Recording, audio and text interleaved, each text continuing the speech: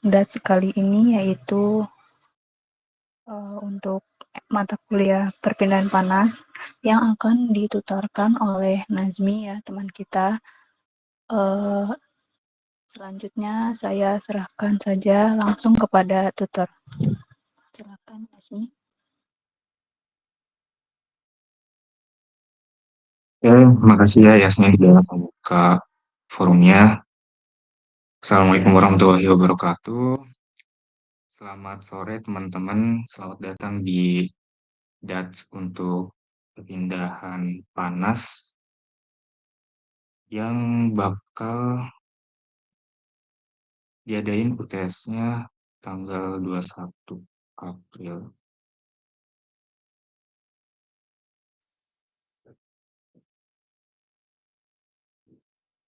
Kanvanya udah bisa terlihat kan ya? Sudah terlihat Nazmi. Oke.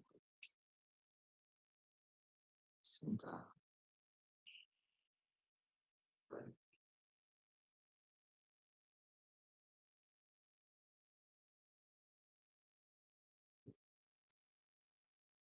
Oke ya teman-teman.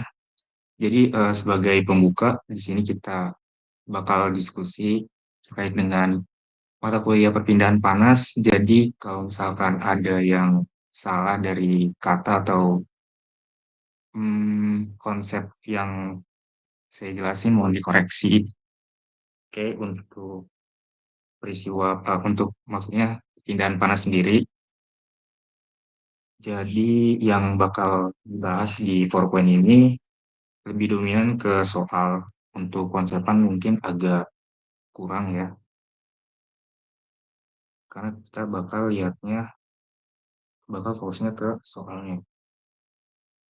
Untuk perpindahan panas sendiri terbagi menjadi 3 mekanisme ya, sebagaimana yang udah dijelasin dari awal-awal pengantar peristiwa perpindahan, bahwa perpindahan panas itu terbagi menjadi 3 mekanisme meliputi konduksi, konveksi, dan radiasi, di mana konduksi itu merupakan perpindahan panas melalui zat padat. Sedangkan untuk konveksi, dia adalah peristiwa perpindahan panas melalui fluida cair. Radiasi itu merupakan perpindahan panas tanpa medium melalui gelombang elektromagnetik.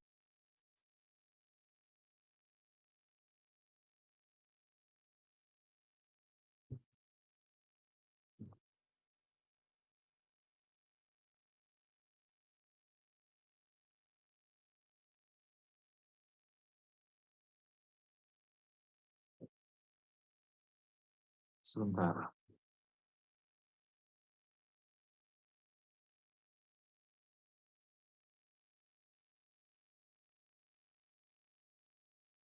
Ya. Jadi untuk konduksi sendiri, hukum yang bisa digunakan untuk menentukan laju perpindahan panas itu hukum Fourier ya. Kalau konveksi, dia itu pakai hukum Newton. Sedangkan kalau radiasi, pakai hukum Stefan Boltzmann. Di mana persamaannya itu bisa dilihat dari persamaan yang sebelah kanan ini ya. Jadi untuk yang Fourier itu Q sama dengan min K dikali A delta T per X. Kalau yang hukum Newton itu cuman pembedanya bagian koefisien konveksinya aja ya. Kalau yang atas tuh pakai koefisien eh, konduksi, konduktivitas thermal. Kalau yang konveksi dia pakai koefisien konveksi. Kemudian untuk yang radiasi ini agak berbeda, di mana temperatur itu dipangkatin 4 dan ada konstanta Stefan Boltzmann juga yang dimana konstantanya itu udah tetap tidak akan berubah. Jadi kalau misalkan soal tidak diketahui untuk konstanta Stefan Boltzmann, kita langsung tembak aja gitu pakai persamaan yang biasa digunain. Kemudian untuk konduksi, konduksi ini materinya diklasifikasiin jadi 5 keadaan ya. Untuk keadaan plat tunggal, keadaan plat berlapis, silinder berangkap, silinder rangkap berlapis, dan bola gitu. Itu mediumnya. Nah, di mana untuk konduksi itu sebenarnya pergerakan antar molekul ya, energi dari yang molekulnya itu bergerak kenceng banget gitu ya.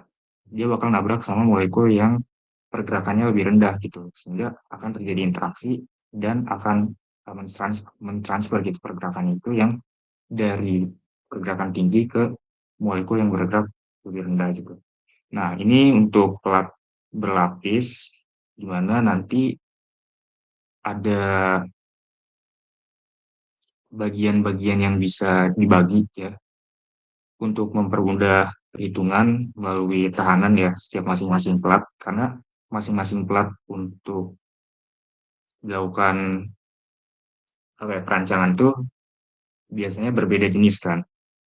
Makanya digunain tahanan supaya kalkulasi perhitungan laju perpindahan panas itu bisa dihitung secara sederhana. Kemudian yang bagian kiri ini adalah pindahan panas konduksi ya secara konduksi lewat si silinder rangkap berlapis. Nah, di mana karena dia ini bentuknya silinder, dia bakal ngaruh ke luas permukaannya. Jadi untuk luas permukaan, dia bakal pakai luas permukaan untuk silinder tabung. Dan untuk menghitung laju perpindahan panas juga biasanya diintegrasikan dulu kan, sebelum masuk ke bagian perhitungannya itu. Jadi luas, nggak langsung luas 2V R kali L itu. Karena kan di sini juga kita pakai perbandingan ya. Kalau misalkan kita langsung kalau misalkan kita langsung taruh 2 VRL, berarti kan kondisinya itu dari pusat ke luar lapisan. Sedangkan yang kita analisis itu ketebalannya kan. Makanya kita harus integrasikan. Kemudian ini untuk plat silinder, maaf maksudnya untuk medium silinder, dan yang terakhir itu bola. Di mana bola itu sama kurang lebih sama silinder yang dipakai untuk luas permukaan ini. Untuk laju perpindahan panas itu luas permukaan bolanya itu. Kalau salah 4 VR. Kemudian next, kita masuk ke contoh soal untuk konduksi ya, di mana sebuah kabel listrik dengan diameter 17 mm dan panjang 5 meter dilapisi plastik yang tebalnya 2 mm dengan koefisien konduktivitas sebesar 0,15 watt per meter derajat Celcius. Kemudian kabel tersebut mampu mengalirkan panas sebesar 80 watt.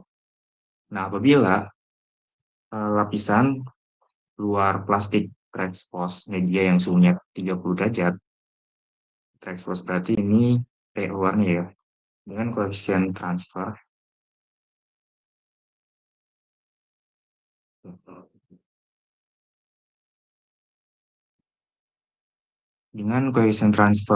panas konveksi itu sebesar 12 watt per meter kuadrat derajat Celcius. Kemudian yang ditanyakan di soal itu temperatur interface atau temperatur pusatnya itu ya, temperatur sistem awalnya. Ya, gitu. Jadi langkah pertama kita harus analisis dulu data apa yang bisa kita peroleh. Jadi yang pertama itu untuk diameter dalamnya ya, sebuah kabel listrik dengan diameter 17 mm. Jadi dari pusat kabel nih, dari pusat kabelnya itu keluar keluar lapisan paling luar itu lapisan si kabelnya itu ya 17 mm. Jadi pertama kita taruh dulu si diameternya itu.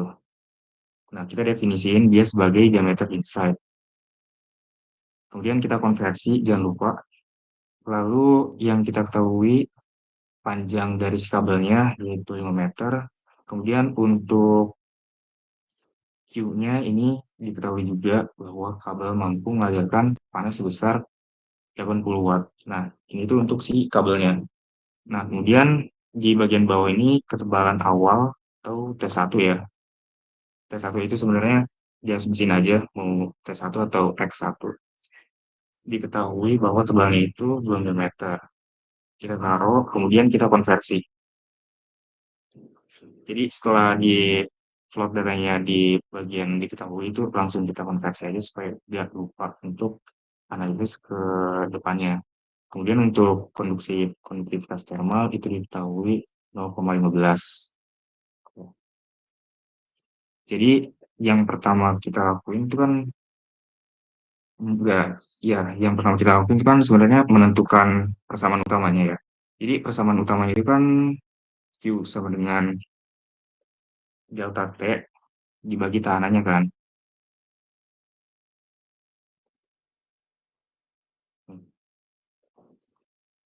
Jadi ini persamaan utamanya Q sama dengan delta T pertahanan.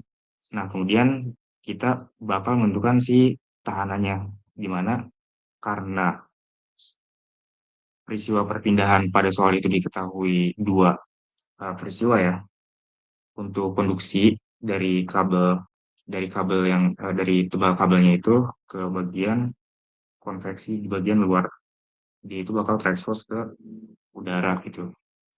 Nah, jadi bagian R kita harus mencari untuk R konduksi di bagian tebal si plastiknya itu ya, sama R konveksi untuk yang udara. Dimana untuk persamaan R konduksi ini merupakan awal dari rumusnya itu delta untuk yang plat ya. Kalau yang plat itu kan delta X per KA. Nah, sedangkan karena media dari kabel listrik itu merupakan silinder kan, jadi kita perlu mengintegrasi dulu samanya itu menjadi seperti ini gitu. Ini adalah hasil integrasinya. Kemudian karena R outside sama R inside-nya perlu diketahui, jadi kita harus mencari dulu si R outside sama R inside-nya. Nah, di sini kan yang kita dapat untuk data diameter kan, ya. Jadi kita hitung dulu si jari-jari ya, di mana jari-jari itu sama dengan diameter dibagi dua kan. Setelah didapat hasilnya, ini untuk yang air inside-nya. Nah, air inside itu ditambahin sama ketebalannya untuk cari tahu air outside-nya.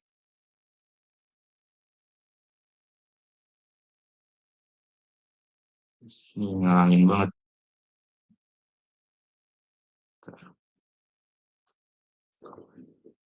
Oke, itu ya. Nah, 2, kemudian V itu 3,14, K-nya 0,15, untuk panjang itu 5 meter, kemudian langsung dihitung. Dan hasilnya 0,04486 watt per derajat Celcius. Itu untuk tahanan konduksi. Kemudian untuk tahanan konveksi, kurang lebih persamaannya seperti ini ya, yaitu nggak berubah. Nah, karena konveksi itu kontak langsung dengan lapisan luas permukaan tabungnya, jadi langsung saja disubstitusi ke persamaan luas permukaan tabung. Itu. Nilai H itu sudah diketahui kan di soal sebesar 12 watt per meter persegi derajat Celcius. Kemudian V dimasukkan, R outside disubstitusi, L disubstitusi, kemudian dihitung dan hasilnya 0,2528. Kemudian R total bisa kita tentukan dengan menjumlahkan si R konduksi dengan R konveksinya. Setelah R totalnya itu didapat, langsung kita masukin ke persamaan yang untuk menentukan si laju perpindahan panas. Nah, Sebenarnya kan yang yang ditanyakan itu temperatur inside ya. Nah, tapi karena kita bisa analisisnya lewat jalur ini, jadi kita sesuaiin sama persamaan yang ini. Lalu kita putar persamaannya untuk P-nya itu menjadi ruas tunggal ya, supaya dia diketahui.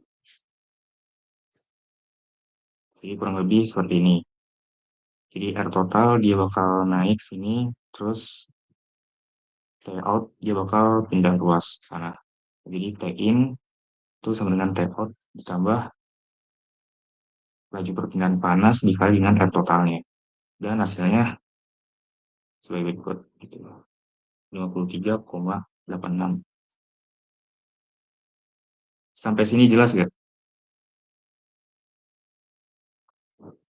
Jelas, jelas. Oke, thank you. Kita lanjut ke soal yang keduanya ya.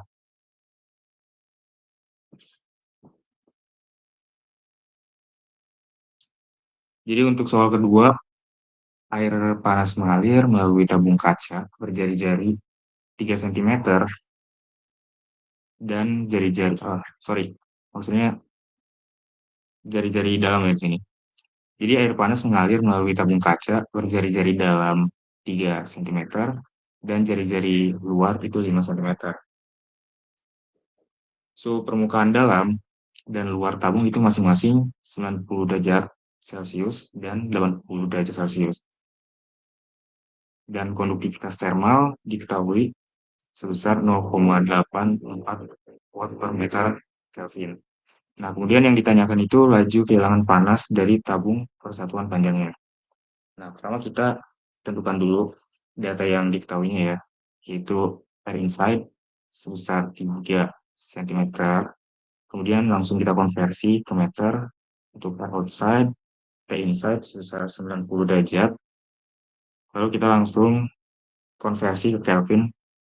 Sebenarnya bisa kita lihat juga gimana kita harus konversi, gimana kita harus agak konversi dari si satuan konduktivitas termalnya. Kalau misalkan dia bukan Kelvin, misalkan derajat Celcius, nah gak usah dikonversi. Berarti kan karena di sini pakai Kelvin, berarti kita konversi ke Kelvin.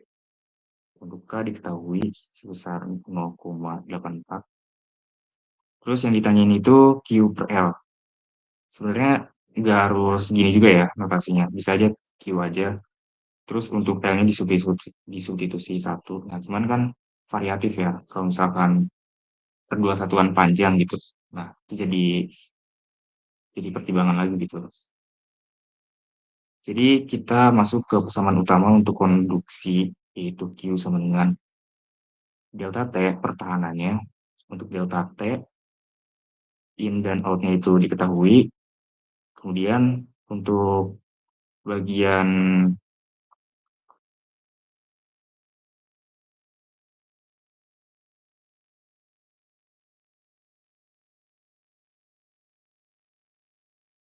mohon maaf.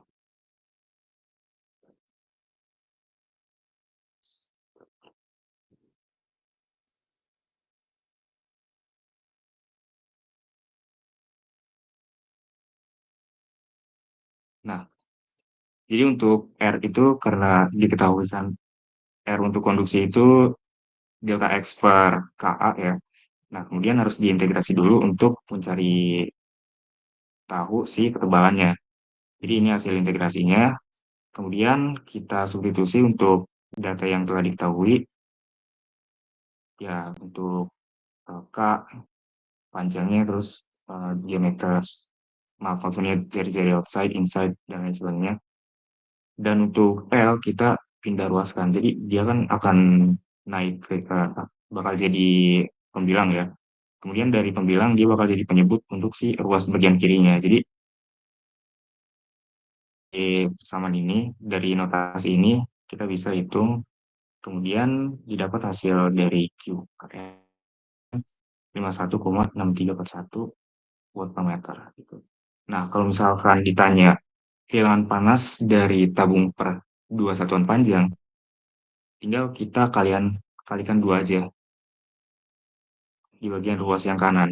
Soalnya dia kan, soalnya si L dia itu kan akan jadi pembilang ya, kalau misalkan pindah ruas. Seperti itu kira-kira. Bisa diterima nggak?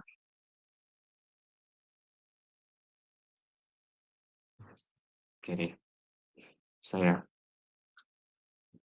Kita next ke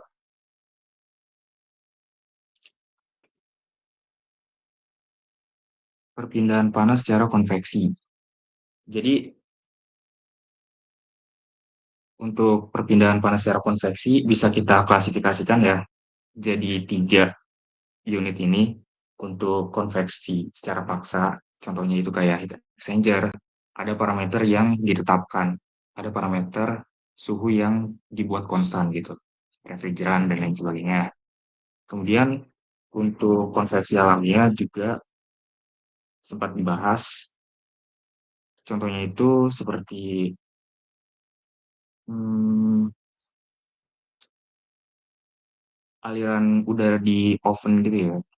Coba nanti di slide setelah ini. Kemudian untuk koefisien perpindahan panas gabungan juga masuk ke materi konveksi. Nah, jadi untuk konveksi alami, dia ini merupakan perpindahan panas yang terjadi karena perbedaan densitas akibat pemanasan. Nah, konveksi secara alami juga, dia itu dipengaruhi oleh gaya apung atau buoyant force. Nah, di mana si gaya apung ini merupakan fluida, di mana peristiwanya itu terjadi ketika fluida dekat dengan pelat, kemudian memuai saat dipanaskan, terus menjadi padat, menjadi kurang padat ya, dan naik ke atas gitu. Karena kan gas itu sebenarnya ringan ya, ringan. Tapi kalau misalkan dia ditambah suhunya, nah dia bakal jadi nambah ringan. Nah, terus akhirnya dia bakal terbang ke atas gitu. Untuk grafik di bawah ini sebenarnya dapat dari Genkoplis ya, cuman belum pasti benar juga mungkin untuk mekanismenya. Jadi kalau dari grafik ini, nah awalnya itu fluidanya ada di sini di bagian bawahnya ya. Nah kemudian dia itu kan fluidanya diam ya, fluidnya diam. Nah terus untuk pelat yang di bagian sebelah kanan, sebelah kiri, suhunya itu benar-benar gede. Misalkan contoh 200 derajat Celcius. Nah, kemudian si fluida gas ini, molekul fluida di sini, dia itu bakal sentuhan kan sama si bagian permukaan pelat. Nah, setelah dia bersentuhan, otomatis suhu dari molekul fluidanya itu kan bakal meningkat. Nah, kalau misalkan suhunya meningkat, densitasnya nanti menurun. Nah, setelah menurun, dia itu karakter dari si fluidnya itu bakal mengaktifkan gaya apungnya itu. Jadi gaya apungnya si buoyant force-nya ini bakal bekerja gitu. Nah, gimana dia nanti bakal ngedorong fluida ke atas. Nah, kemudian fluida yang ada di atasnya itu dia bakal menggantiin fluida yang ada di bawahnya gitu. Nah, terus terjadilah siklus. Nah, setelah terjadi siklus baru dia itu hmm, dikonsepin gitu eh, dengan istilah konveksi secara alami gitu. Nanti dia akan membuat suatu aliran gitu, bisa laminar atau juga turbulen kayak gitu. Next kita langsung masuk ke soal ya. Ini soal dari PPT Buarda. Jadi untuk soal itu seperti berikut. Estimasi nilai coefficient transfer panas overall untuk TEPO seperti yang ditunjukkan pada gambar 2. Perlu diingat bahwa nyala api mengalirkan panas secara konveksi pada aluminium. Oke. Panas tersebut selanjutnya ditransfer secara konduksi melalui aluminium dan dialirkan kembali secara konveksi melalui proses boiling atau pendidih, di mana data yang diketahui sebagai berikut. Data koefisien konveksi sebesar 200 watt per meter kuadrat Kelvin, panjangnya ini panjang ya. Oh, sorry, ketebalan ya. L itu ketebalan dari si aluminiumnya sebesar 0,01 meter. Kemudian untuk KAL yaitu konduktivitas aluminium. Dan yang terakhir itu HB. HB ini sebesar 5.000 watt per meter kuadrat Kelvin. Ya, jadi karena untuk koefisien panas overall, perbedaan panas overall itu diketahui sebagai berikut ya.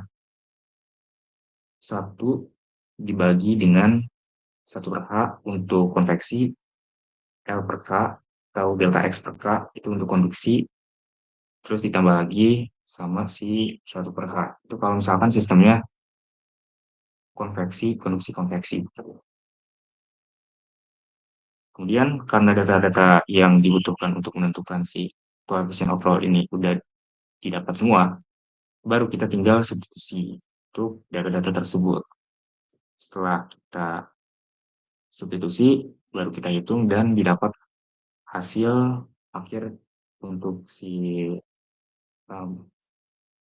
koefisien overall itu sebesar 192,1 watt per meter kuadrat Kelvin. Oh ya, di sini juga udah ada di sini juga ada keterangannya ya. Jadi untuk konveksi untuk peristiwa perpindahan panas tahap pertama itu konveksi dari aliran panasnya api menuju ke lapisan aluminium sebelah sini. Kemudian untuk konduksi dari plat ya, plat yang bawah ke plat yang atas, konveksinya itu dari permukaan si plat tersebut ke fluida yang ada di teko ini, sorry ya, ke panci. Kira-kira seperti itu. Ya. Untuk yang konveksi si koefisien overall, ada yang ditanyakan nggak? Kira-kira. Nggak ada ya.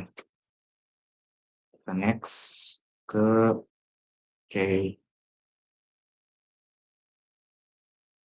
bilangan keberdimensi. Jadi untuk bilangan terdimensi sebenarnya udah banyak, cuman yang sempat disinggung kemarin itu ada kurang lebih ada 7 ini ya. Untuk yang paling utama itu Nusselt number, Reynolds number, Prandtl number, sama si Grashof number. Nah, untuk yang bagian bawah ini itu Boelter, Sider, Ted, sama si Petukov itu sebenarnya kayak persamaan lanjutan gitu, di mana dia itu mereka ya untuk ketiga persamaan ini ditentukan dengan 4 bilangan yang ada di atas ini nih. Nah, fungsinya itu sejauh ini ya yang bisa diterima itu untuk menentukan si Nusselt number-nya.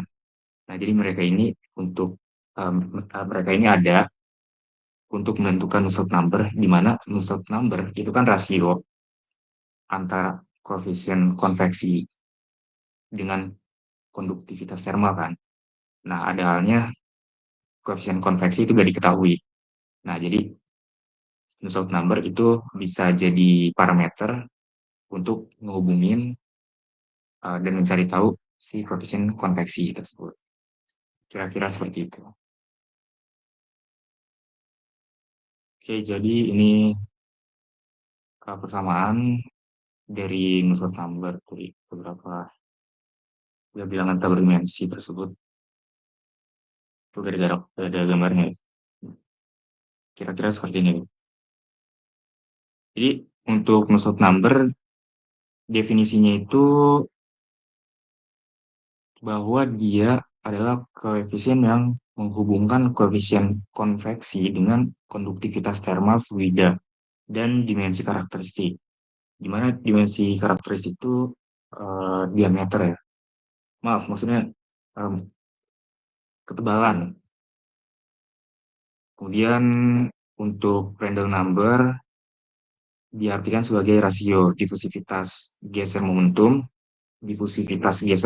ya, terhadap difusivitas panas. Momentum terhadap panas yang menghubungkan ketebalan relatif, hidrodinamik, dan lapisan batas thermal. Kemudian untuk Reynolds number merupakan perbandingan antara gaya inersia ke viskos baik penentu pola aliran tidak. Dan yang terakhir tuh Grashof, dia itu koefisien yang menghubungkan konveksi dengan konduksi thermal via dimensi karakteristik. Sebenarnya untuk persamaan dari bilangan tak berdimensi ini sebenarnya ringan ya. Kalau dilihat lagi, dia itu simple maksudnya. Cuman emang banyak aja itu kuantitasnya ya.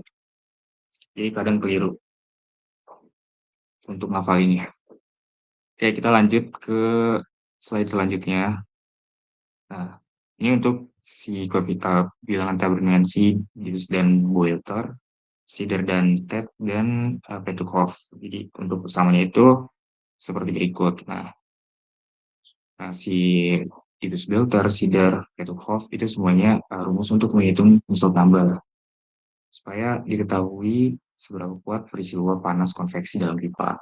Jadi sebenarnya ya salah satunya mungkin ya untuk mengetahui perpindahan panas konveksinya berupa atau dari parameter si koefisien konveksi H gitu ya.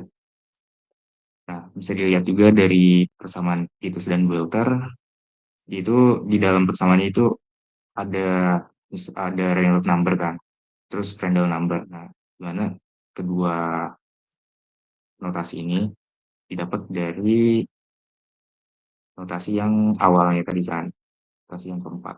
Terus untuk Cedar Tab dia pakai Reynolds sama Prandtl juga, Petukhoff juga sama. Cuman untuk pembeda mereka mungkin dari ya karakteristik parameter yang dipakai juga. Contohnya kayak Cedar Tab dia itu pakai rasio dari viskositas kan. Sedangkan kalau Ditus dia pakai parameter viskositas, untuk dia pakai. Oke, kita next ke contoh soal konveksi. Sebenarnya kan untuk bilangan tak berdimensi tadi itu masuknya ke dalam konsep dari perpindahan panas secara konveksi ya. Jadi ini maksudnya konveksi sebenarnya untuk soal.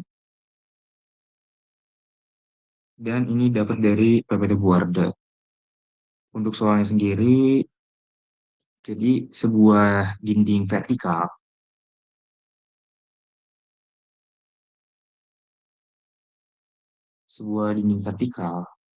memiliki suhu permukaan sebesar 511,4 Kelvin dan tingginya itu 0,305 meter. Nah, mengalami kontak dengan udara pada suhu tidak bebas atau ya T udara ya sebesar 332,8 Kelvin berkontak dengan udara bebas. Kemudian hitunglah koefisien transfer panas konveksi dan laju transfer panasnya. Ini Q ya. Nah, apabila lebar dindingnya itu sebesar 0,15 meter. Lakukan perhitungan menggunakan halaman 1 dan simplified equation pada tabel 2. Jadi untuk penyelesaian persamanya itu karena kita bisa menentukan si koefisien transfer panas konveksi itu dengan bantuan dari Nusselt number ya, di mana Nusselt number itu sebagai penghubung gitu. Nah, kita jadiin dia sebagai patokannya. Jadi ini untuk persamaan utamanya. Kemudian untuk langkah pengerjaannya, karena kita bakal ngelibatin tabel data ya. Jadi mungkin untuk yang pertama itu kita bisa ngerjain ya si penyelesaiannya itu dengan langkah yang udah dikasih. Jadi pertama itu kita harus menghitung film temperaturnya. Jadi film temperaturnya itu kurang lebih sama seperti temperatur rata-rata ya. Dimana untuk si temperatur permukaan itu bakal dijumlahin dengan temperatur fluida, temperatur udara ya, kemudian dibagi dengan dua. Nah, dapat hasilnya itu 422,1 Kelvin. Nah, kemudian dari suhu ini, dari film temperatur ini, kita langsung masukin datanya atau kita cari tabel tabel physical property air ini, tabel A3 3 lalu kita cari si temperatur 422,1 Kelvin. Nah, di mana ada di bagian sini kan, gede banget. Nah, coba sebentar. 422,1. Nah, yang ini kan. Nah, nanti dari sini tuh digaris saja supaya enggak salah input data ya. Memudahkan juga. Nah, kenapa kita harus ambil data-data ini? Mulai dari Rho, CP, terus di viskositas, ada konduktivitas thermalnya juga, terus bilangan Prandtl gitu untuk menentukan si bilangan hmm, sorry bilangan ini nih Grashof-nya. Nah, untuk mencari tahu lebih lanjut di tabel berikutnya gitu. Jadi ini tabel pertama yang kita pakai, tabel properti udara ya, di mana setiap temperaturnya, nah si CP, Rho, terus K, sama si Prandtl number dari udara tersebut itu akan berubah. Nah, jadi untuk mempermudah data eksperimen, untuk mempermudah proses perhitungan, dibuatlah eksperimen. Nah, ini variasi di temperaturnya. Nah, jadi untuk langkah kedua tuh kita masukin suhu 422,1 ke maksudnya kita cari data physical properties udara untuk suhu sekian ya. Kemudian data tersebut kita langsung pakai atau kita simpan dulu ya ini datanya. Jadi dari K itu kan 0,03 ya di sini. Nah, 0,0351. Nah, terus untuk yang bilangan Prandtl juga dan lain sebagainya gitu. Nah, terus untuk yang gravitasi, beta, rho, dan viskositas itu bisa diurai, bisa juga langsung dihitung. Itu gimana kita ya. Yang penting kita ambil datanya. Next, kita langsung masuk ke step ketiga, di mana step ketiga itu mengalihkan dari bilangan Grashof ini dengan si bilangan Prandtl-nya. Sesimpel cuman mengalihin aja. Sebentar. Jadi kita kaliin dari bilangan Grashof dengan bilangan si Prandtl-nya. Nah, dimana si Grashof itu dia kan punya persamaan ya, Prandtl juga punya. Sebentar. Nah, untuk persamaannya, untuk yang Prandtl persamaan itu CP nu per K. Untuk yang Grashof dia agak panjang ya, pangkat 3, pangkat 2, G per beta delta T per nu pangkat 2 gitu. Nah, terus dia langsung dimasukin ke satu perhitungan, kurang lebih seperti ini. Oh, jadi bisa ya, oke. Jadi dia itu bakal ditentukan ya untuk si Grashof number dan Prandtl numbernya. Karena Prandtl number itu udah diketahui ya. Jadi untuk yang Grashof number, data L, rho, terus G itu udah diketahui dari physical property-nya, jadi tinggal substitusi dan dapat hasilnya itu 1,46. Nah, dari sini baru disubstitusi ke pengali antara bilangan Grashof dengan si Prandtl-nya. Kemudian didapat hasilnya itu maaf, maksudnya 1 dikali 10 pangkat 8. Nah, karena sudah didapatkan pengali dari Grashof dan Prandtl-nya, langsung kita masuk ke tabel satunya nih, yang ada di PPT Buarda itu untuk mencari tahu nilai A dan nilai M-nya. Di mana nilai A sama M ini digunakan untuk menentukan Nusselt number. Nah, si pengali Grashof dan Prandtl itu kan 10 pangkat negatif 8 ya. Kita cari untuk rentang tersebut itu ada di rentang berapa. Nah, kalau misalkan dilihat lagi, rentangnya itu kurang lebih di sini ya. Mungkin agak kurang jelas ya yang di menit. Jadi itu 10 pangkat 4 sampai 10 pangkat 9. Nah, 10 pangkat 8 itu ada di rentang ini. Nah, kemudian untuk A-nya, parameter A ini bisa diketahui kan, yaitu nilainya 0,59. Kita masukkan atau kita simpan dulu.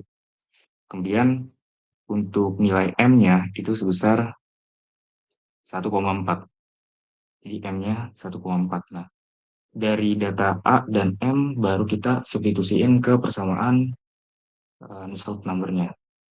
Di mana A-nya itu 0,59, terus pengali antara eh, Gras si Grashof dan Prandtl-nya itu 1 kali 10 pangkat 8 dan M-nya itu 1/4.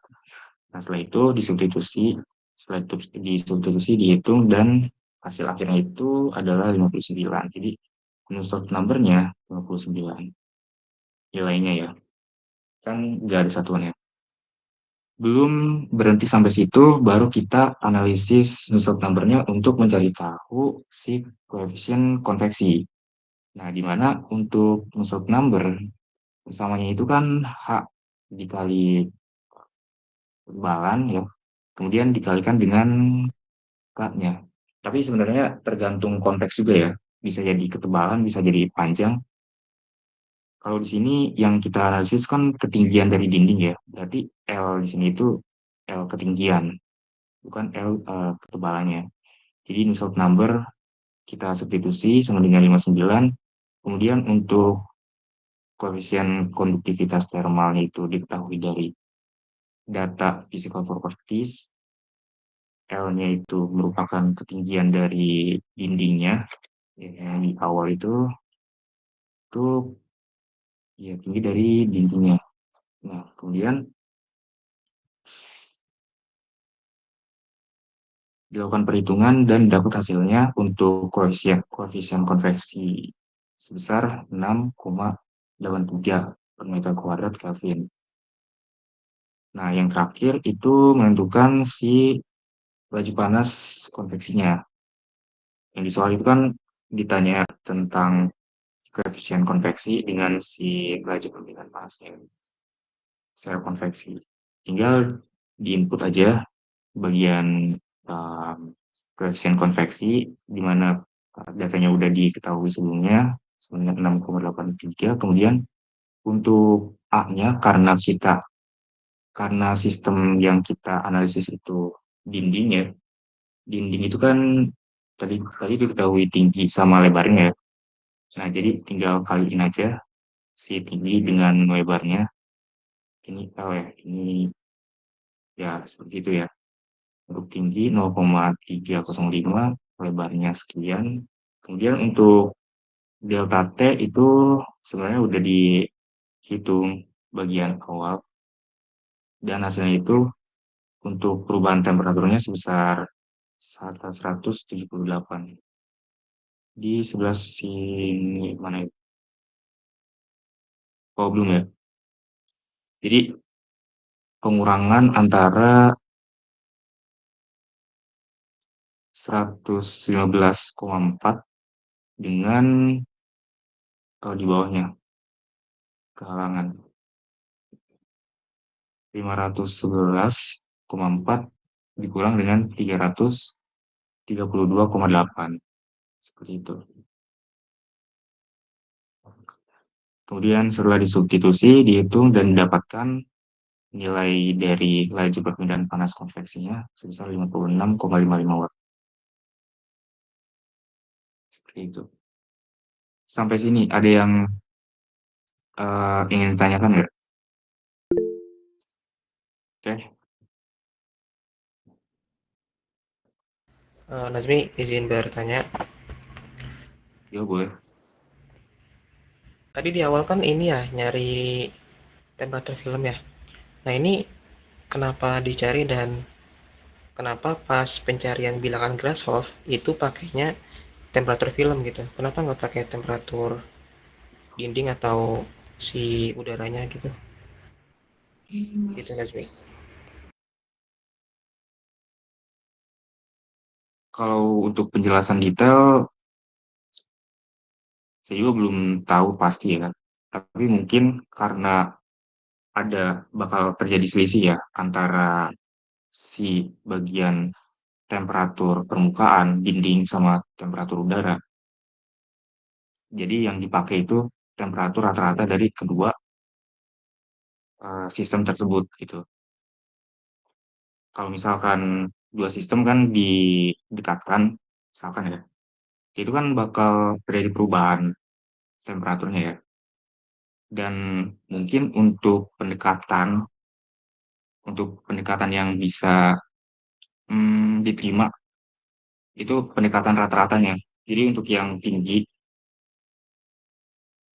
jadi untuk yang temperatur tinggi sama yang temperatur lebih rendah gitu. Nah, kurang lebih rata-ratanya sebelah sini. Mungkin itu alasannya pakai temperatur film. Oke oke, makasih.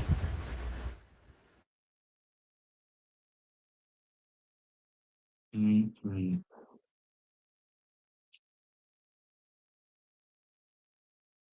sebentar.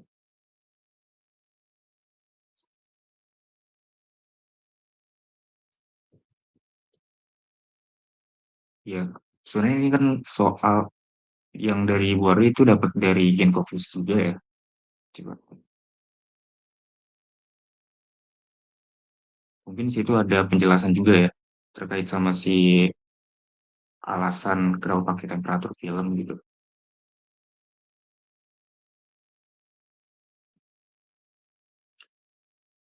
Bisa juga mungkin karena ada hubungan dari kecepatan ya. Cuman belum tahu pasti.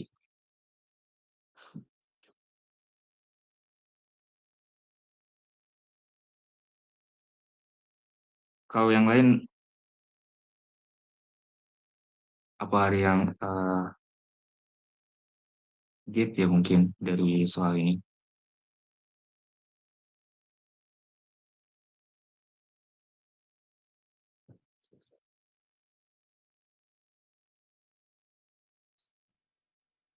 Tahu cukup ya?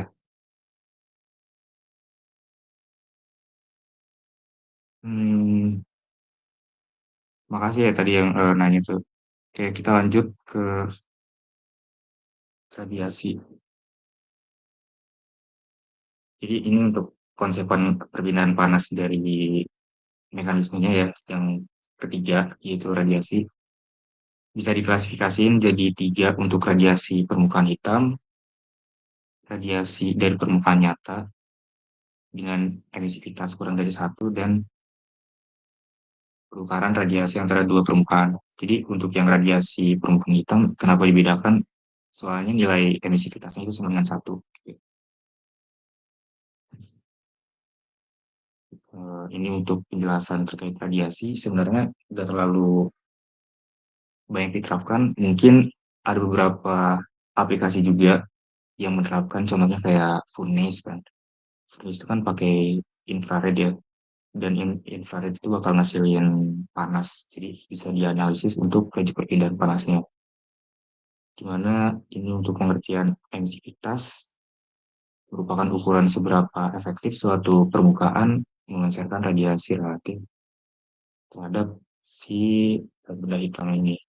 Kemudian radiasi yang dipancarkan suatu permukaan itu berasal dari thermal zat yang dibatasi permukaan. Kita langsung masuk ke contoh soal ya. Ini untuk contoh soal terakhir di das ini yang bakal bahas tentang radiasi. Jadi untuk soalnya itu dari sebuah tabung logam, jadi sebuah tabung tabung logam horizontal kecil yang teroksidasi dengan outside diameter sebesar 0,0254 meter dan panjang sebesar 0,61 meter. Nah, dengan suhu permukaan 588 Kelvin untuk suhu permukaannya ya.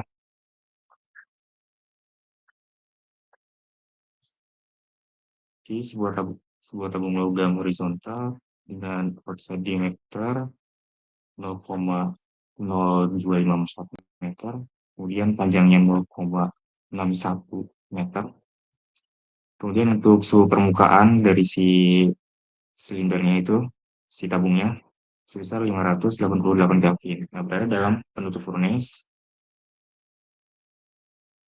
Ya, berada dalam penutup furnace. Mungkin bisa digambar begini ya.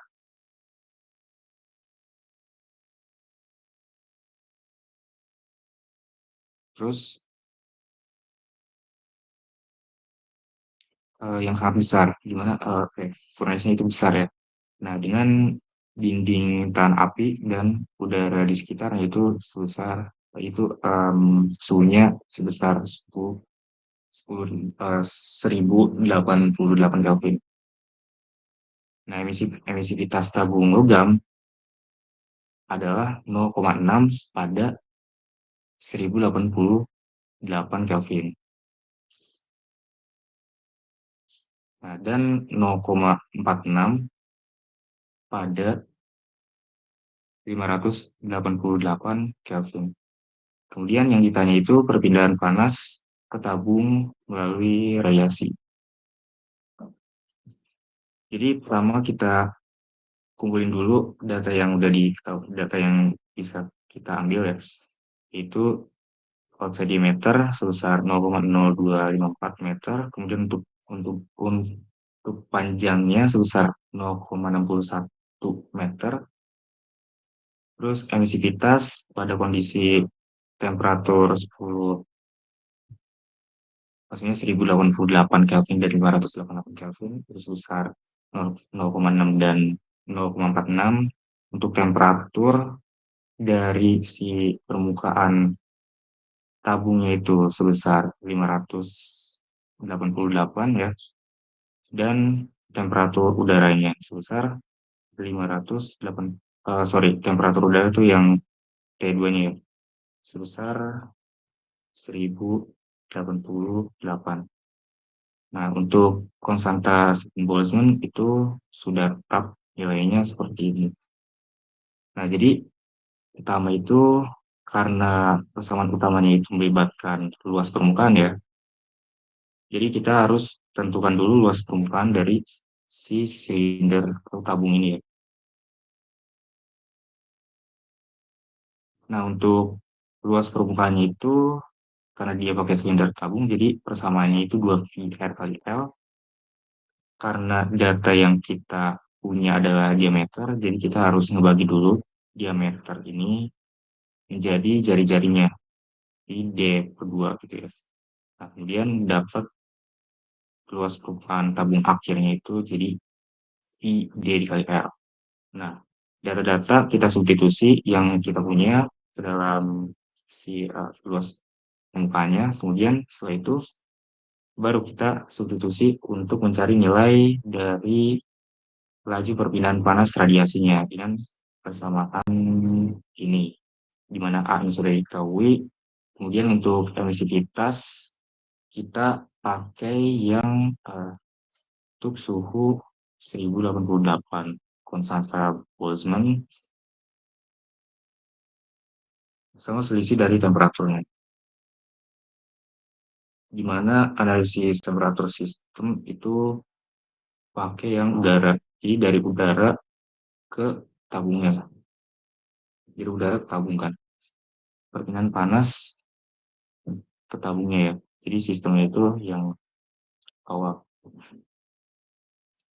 Setelah disubstitusi baru dihitung dan dapat hasilnya itu negatif 2130 watt. Itu kira-kira.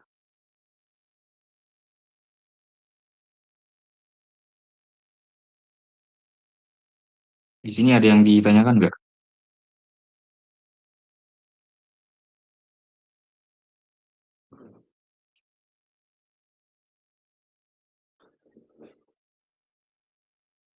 Bentar.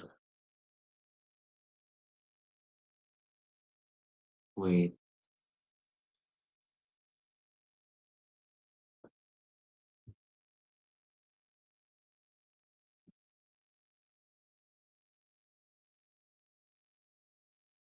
Mungkin ya karena kita di sini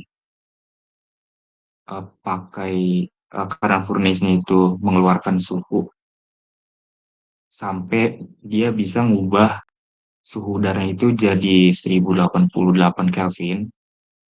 Makanya untuk emisivitas dipakai yang 0,6, bukan yang 588. Karena untuk yang 588 itu suhu awal dari si tabung ya. Tabung logam horizontalnya yang didekatkan ke furnace-nya.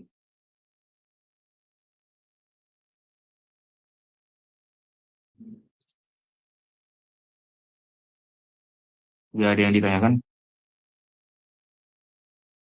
Atau materi yang sebelumnya deh, kayak konduksi yang konveksi.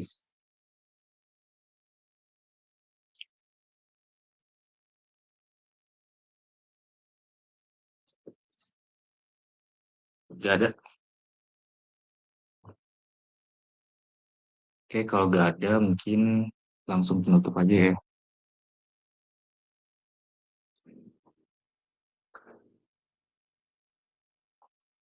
Mungkin cukup sekian pemaparan untuk materi mata kuliah perpindahan panas dari forum DAT kali ini. Saya cukupkan di sini dan semoga dari pertemuan ini kita dapatkan ilmu. Kemudian semoga juga untuk pengerjaan UTS kita diberikan kemudahan, kelancaran, dan mendapatkan hasil yang terbaik yang kita inginkan. Mungkin cukup sekian dari saya. Kurang lebihnya saya mohon maaf. Mungkin bisa saya kembalikan ke moderator. Terima kasih. Ya, baik. Terima kasih kembali kepada Nazmi Baldan yang telah menjelaskan materi perpindahan